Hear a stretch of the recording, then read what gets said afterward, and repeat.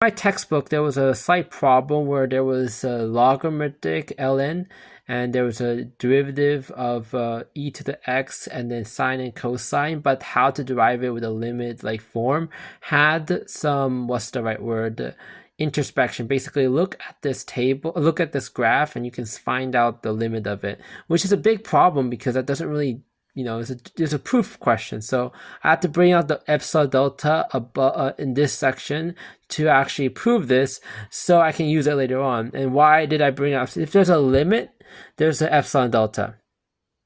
And I know this is solvable by L'Hoppe, but to use that L'Hoppe, you need to know the derivative of e to the x, and that's like a circular loop.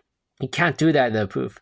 So I had to bring out the epsilon delta proof because that's the only way I could think about it to solve this question. And it works. So yeah, it's a painful way to do it, but it works.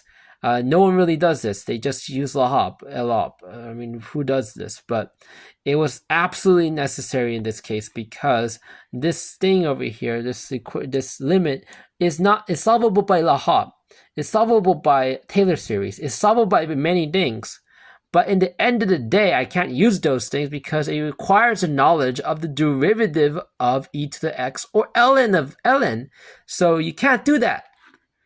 So basically, I had to bring that up. Another one over here is, I know this is kind of cheating, but I didn't want to do another freaking epsilon delta proof. So I just said, by looking at this, you can kind of see at a 0 is like, well, it is kind of like the same thing. So I have just used that over here and just said that's good enough. It's technically Taylor series, but it's Taylor series, but it's kind of iffy. But it's not. It's obvious, like if you look at the thing. So this one I let go, but this one I did not. I had to use epsilon delta because there's no way to justify this shenanigans up over here.